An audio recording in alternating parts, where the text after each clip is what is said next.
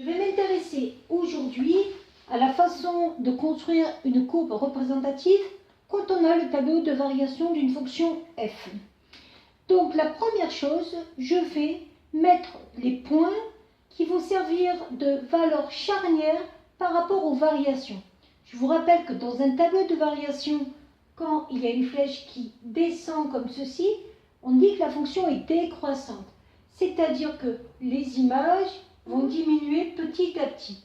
Quand il y a une flèche qui monte comme ceci, on dit que la fonction est croissante, c'est-à-dire que les images vont augmenter petit à petit.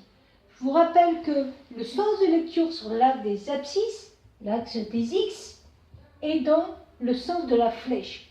Donc je commence donc par placer mes points. Le premier point a pour coordonnées -4 sur les x, 2 sur les y.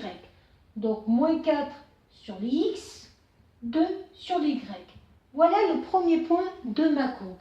Le deuxième point a pour coordonnées 1 sur les x, -1 sur les y. 1 sur les x, -1 sur les y.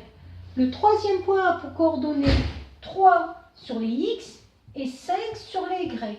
Ce que je suis en train de faire. 3, 1, 2, 3, 4, 5. Et le dernier point a pour coordonnées 5 sur les x et 0 sur les y. Donc là, j'ai placé mes points. Il me reste juste à rejoindre les points en respectant les variations. Fonction décroissante, alors là, je peux le faire comme je veux. Fonction décroissante, fonction croissante, fonction décroissante. L'allure de la courbe, c'est comme vous souhaitez à partir du moment où vous respectez que c'est une fonction, c'est-à-dire qu'un point a une seule image. Voilà.